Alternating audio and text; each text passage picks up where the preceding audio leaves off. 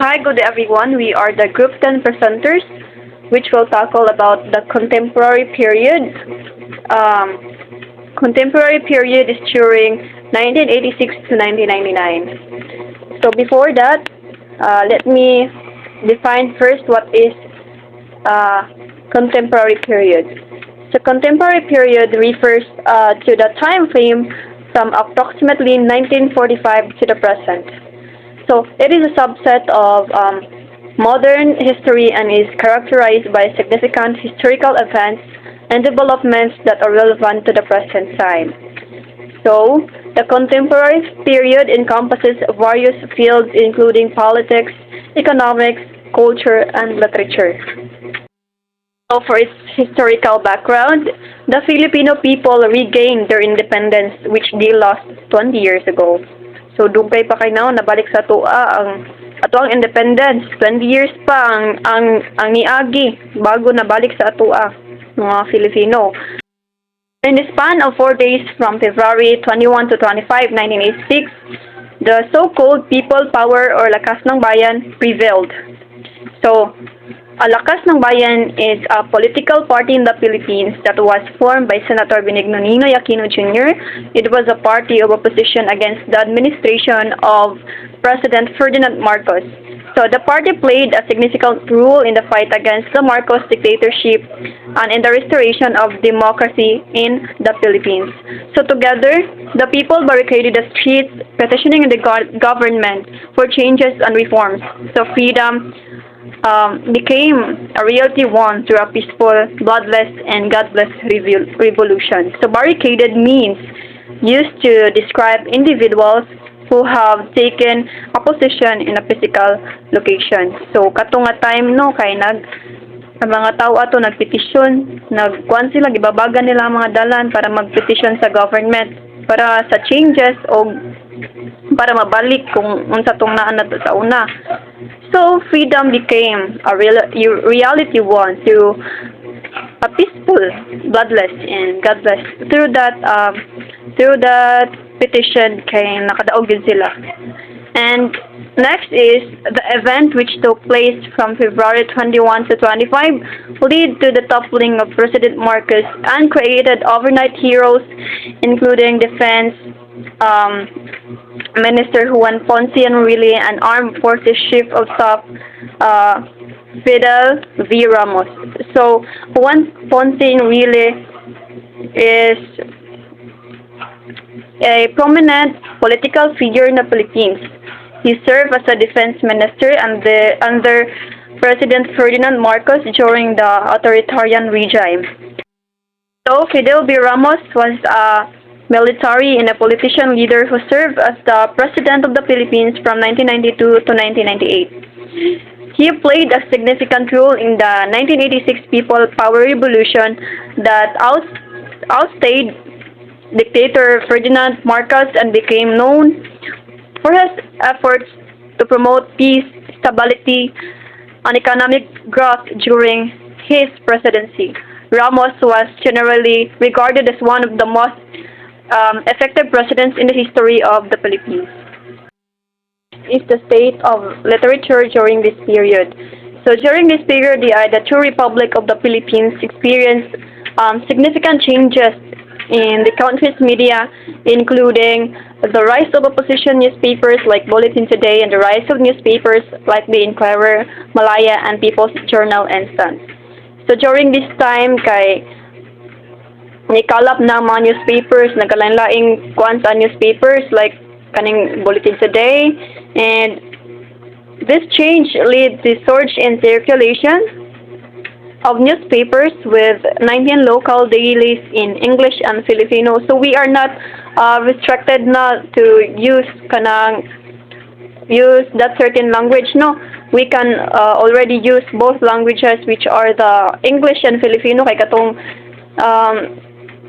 the past periods nga nakuan kay naman sa periods adto nga more restrict gud sila og language like kung Filipino lang gyud, kung English kay English lang gyud. So it is a significant increase since the 1950s.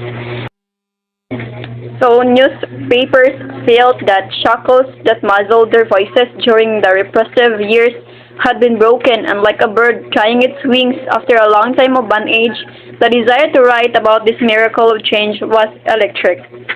So the columnist became vocal and a bumper crop of young journalists emerged. The old stalwarts of the former dispension, like Maximo Soleven, Louis Beltran, Hilarion Hinares, and Francisco Stock Rodrigo, came back with the Bean Giants. So, this change was reflected in new Filipino songs, newspapers, speeches, and television programs. Number 2 is on books. Philippine literature is still in the making. We were just beginning a new era. So during this time, kay dili pa kay daghan ang books nga na-create, no, kay we're still in the making process.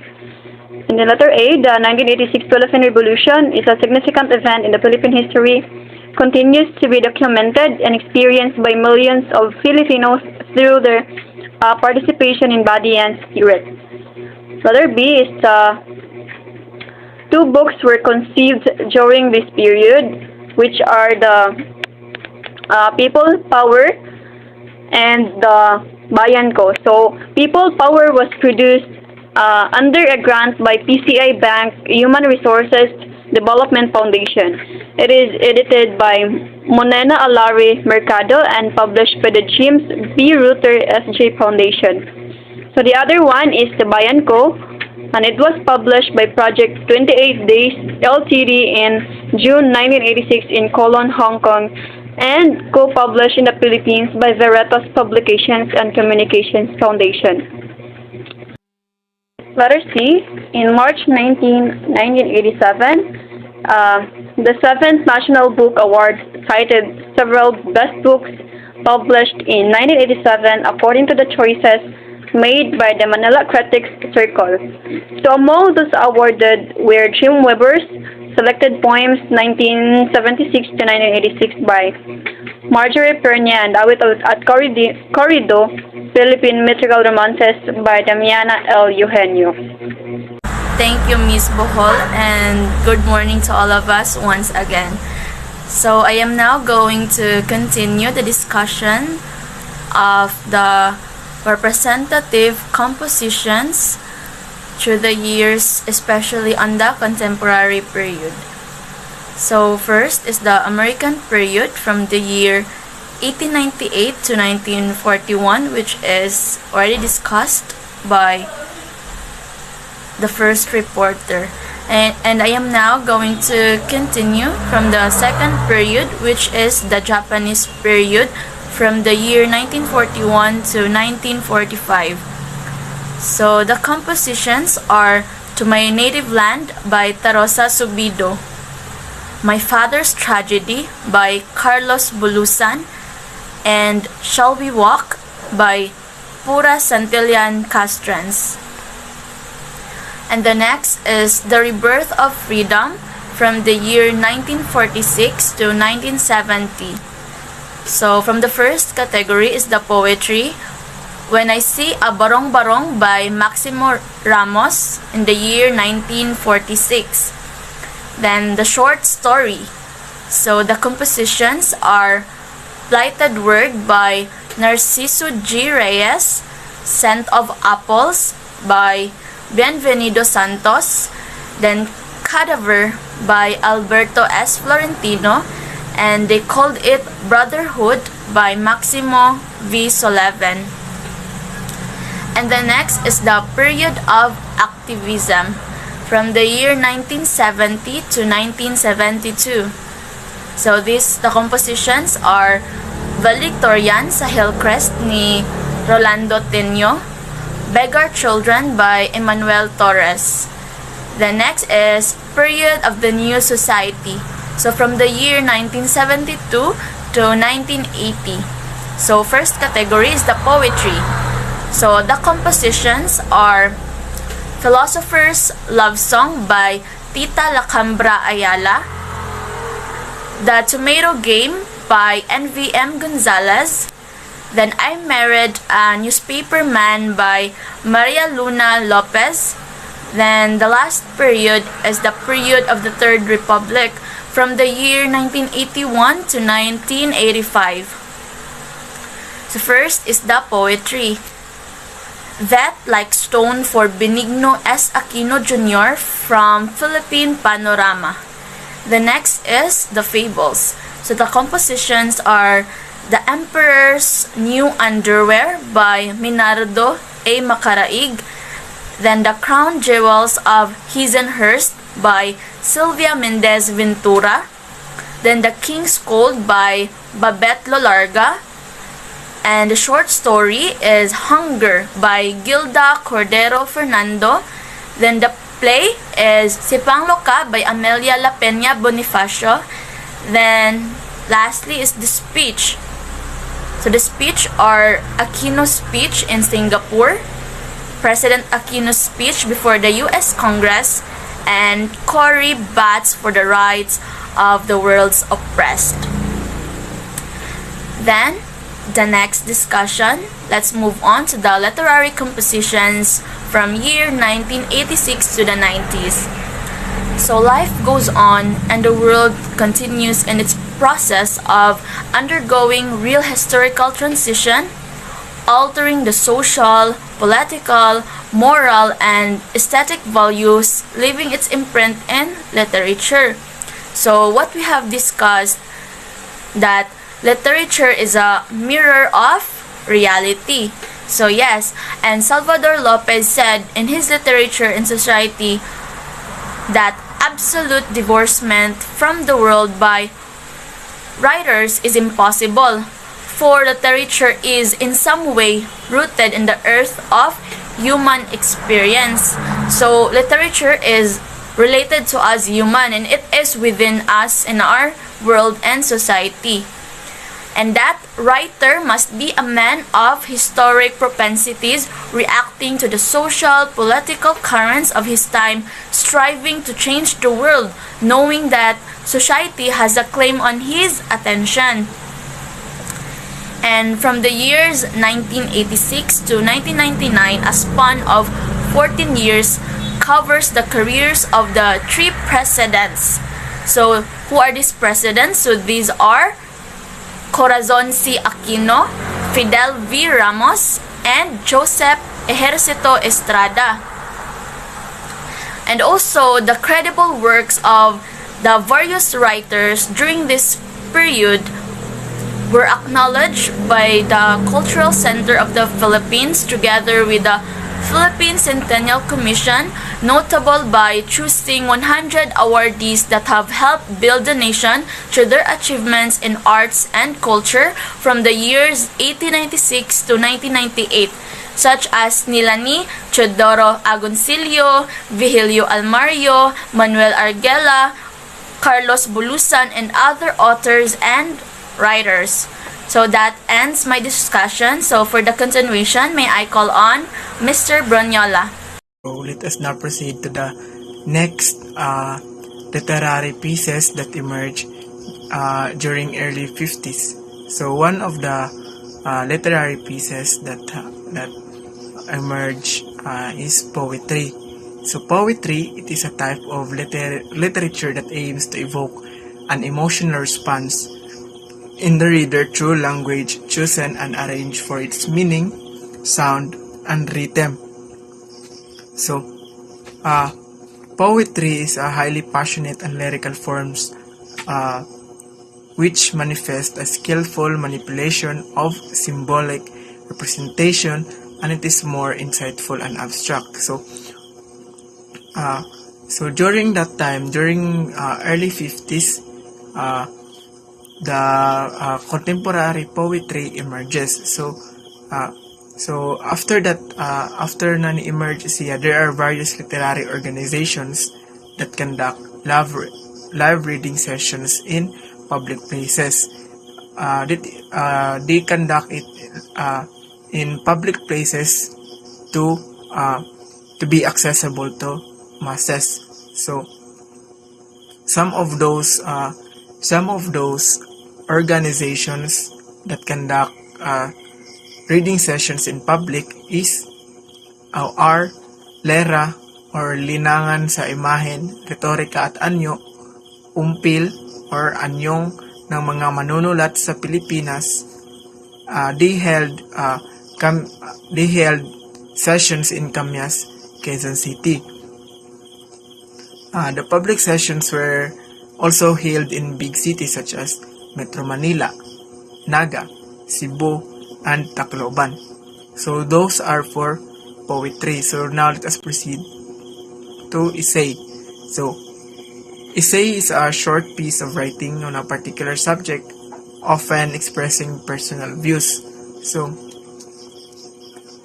essay during during early 50s or during contemporary era, so Filipinos engage in writing essays. So the popular topics were personal experiences, abortion, separation, alternative routes in life, and newfound happiness. So it could also point out moral degradation, indicating injustice, suggesting alternatives, and directing thought. So it addresses the happenings or the events in our society. So during that time, during when essay has emerges, so the Carlos Blanca Memorial Awards for Literature have started a new category, the Kabataang Essay for high school students. So the category is either Filipino or English. So the winner of this Kabataang Essay for high school students is Conrado de Quiros. In his column Deterioration, the context of this is deplored the apparent decline in writing ability among the youth. After standing judge over many high school essay contests attributing this tremendous decline in reading. So that is for essay. So now let us proceed to short stories. So short stories is a work of prose fiction that can be read in one setting, usually between 20 minutes to 1 hour. So short stories at this period or in this contemporary period gain more popular venue of writers up to this period. So short romantic fiction, or in vernacular or in like native language, has caught the fancy of many readers who perhaps found this less time consuming as well as less expensive. So 1997 Carlos Blanca Memorial Awards opened 3 new divisions in short story. Those three new divisions are Ilocano, Hiligaynon, and Cebuano. So those are the 3 new divisions of 1997 Carlos Blanca Memorial Awards. So, and the winner of this division of short story is Carlos Ojeda or Martillo.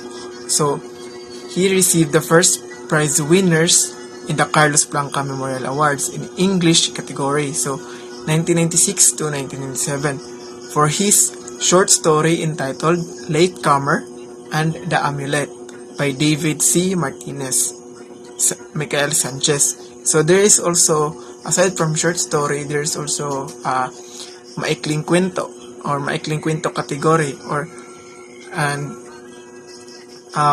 one of those some of those writers are Levi Balgus de la Cruz or Leah Victoria, who wrote Pag-uugat at Pagpapakpak, and Alvin B. Yapan or Jose Agustin in 1996 to 1997. He also wrote Nang Gabing Namatay Ang Nana Suling.